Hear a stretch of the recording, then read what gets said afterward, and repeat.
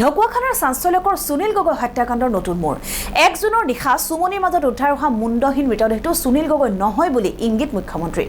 ইফালে আজি হায়দৰাবাদৰ পৰা আহি পাব ফৰেন্সিকৰ ডিএনএ প্ৰতিবেদন অন্যহাতে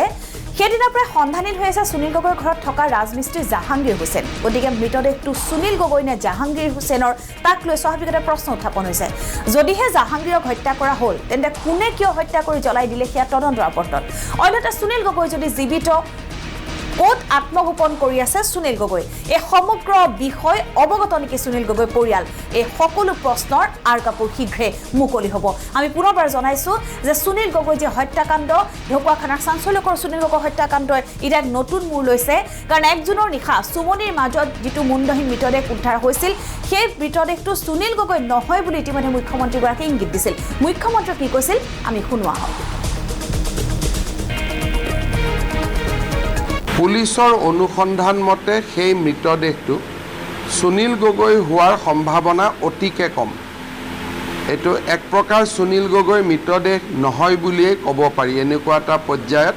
আমাৰ ইনভেষ্টিগেশ্যনে আহি পাইছে গোটেই ইনকুৱাৰীখিনি যদি দেখা যায় তেতিয়াহ'লে ই এক প্ৰকাৰ 90% আমি কনফাৰ্ম বুলি ক'ব পাৰোঁ যে মৃতদেহটো সুনীল গগৈ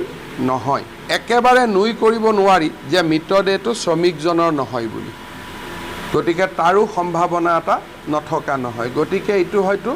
এটা হত্যাৰো গোচৰ হ'ব পাৰে তেনেকুৱা ধৰণৰ এটা লাইনলৈকে ইনকুৱাৰীটো গৈ আছে আমি অন্তত মঙল বুধবাৰলৈকে ৰখিব লাগে মঙল বুধবাৰলৈকে CFL হায়দৰাবাদৰ পৰা এইটো ফৰেন্সিক ৰিপৰ্ট আহি যাব DNA টেষ্টিং আমি কৰিব দিছোঁ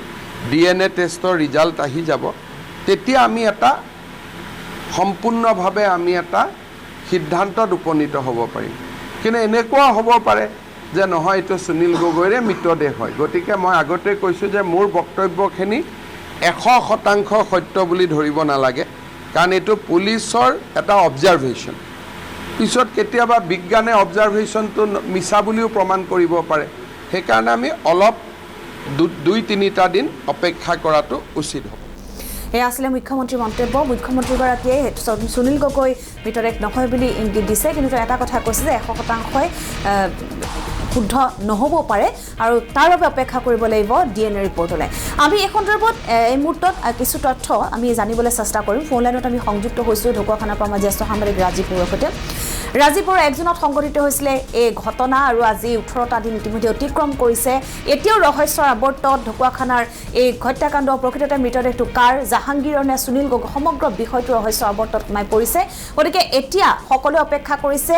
DNA ৰিপৰ্ট অহালৈ আজি DNA ৰিপৰ্ট অহাৰ সম্ভাৱনা কিমান হয় সংগমিতা ঢকুৱাখানাৰ হাপতীয়া চেতিয়াগাঁৱৰ নিবাসী জলজীৱন মিছনৰ ঠিকাদাৰ তথা বিজেপিৰ ঢকুৱাখানা মণ্ডল কিষাণ মৰ্চাৰ নেতা সুনীল গগৈৰ চাঞ্চল্যকৰ হত্যাকাণ্ডৰ ঘটনাই আজি 18টা দিন অতিক্ৰম কৰিলে যদিও আজিও আৰক্ষীৰ তদন্তৰ যি প্ৰতিবেদন সেয়া প্ৰকাশ পোৱা নাই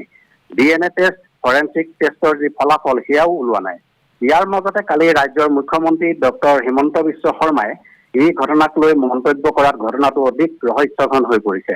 মুখ্যমন্ত্ৰীয়ে আৰক্ষীৰ সূত্ৰৰ উদ্ধৃতি দি কালি কৈছে যে ঢকুৱাখানাৰ ঘটনাস্থলীত উদ্ধাৰ হোৱা অৰ্ধদগ্ধ মুণ্ডহীন মৃতদেহটো সুনীল গগৈ হোৱাৰ আশা অতিকৈ কম 90% সুনীল গগৈ নহয় বুলিও ক'ব পাৰি আৰু সেই মৃতদেহটো শ্ৰমিকজনৰ নহয় বুলিও নুই কৰিব নোৱাৰি এইটো এটা হত্যাকাণ্ডৰ গোচৰো হ'ব পাৰে বুলি ইতিমধ্যে মুখ্যমন্ত্ৰীয়ে উল্লেখ কৰিছে আৰু মুখ্যমন্ত্ৰীগৰাকীয়ে লগতে উল্লেখ কৰিছে যে আজি বা কাইলৈৰ ভিতৰত DNA টেষ্টৰ ফলাফল আৰু ফৰেন্সিকৰ ফলাফল আহিব পাৰে আৰু ইয়াৰ পিছতহে 100% নিশ্চিত হ'ব পৰা যাব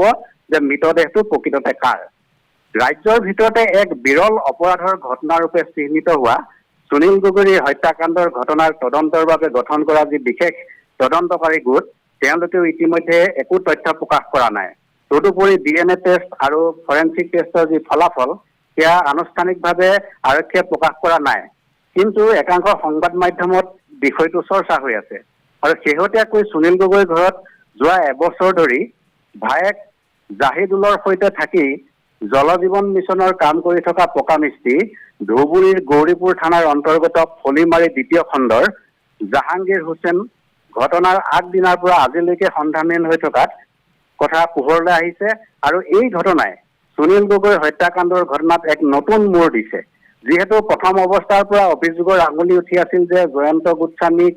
সুনীল গগৈয়ে ধৰাই দিছিল জল জীৱন মিছনৰ কামৰ বাবে উৎকোচ লোৱাৰ বাবে আৰু হয়তো জয়ন্ত গোস্বামী সুনীল গগৈ কিবা প্ৰকাৰে হত্যা কৰিব পাৰে এনেধৰণৰ অভিযোগৰ আঙুলি উঠিছিল কিন্তু কাৰাগাৰত থকা জয়ন্ত গোস্বামীয়ে সুনীল গগৈক কেনেদৰে হত্যা কৰিলে কি হ'ল এই আৰক্ষীয়ে তদন্ত কৰি আছে আৰু সেইটো পিছৰ কথা আৰু শেহতীয়াকৈ দেখা গৈছে যে জাহাংগীৰ হুছেইনৰ নাম সাঙুৰ খাই হৈ পৰিছে এই হত্যাকাণ্ডৰ সৈতে যিহেতু জাহাংগীৰ হুছেইন সুনীল গগৈৰ হত্যাকাণ্ড সংঘটিত হোৱাৰ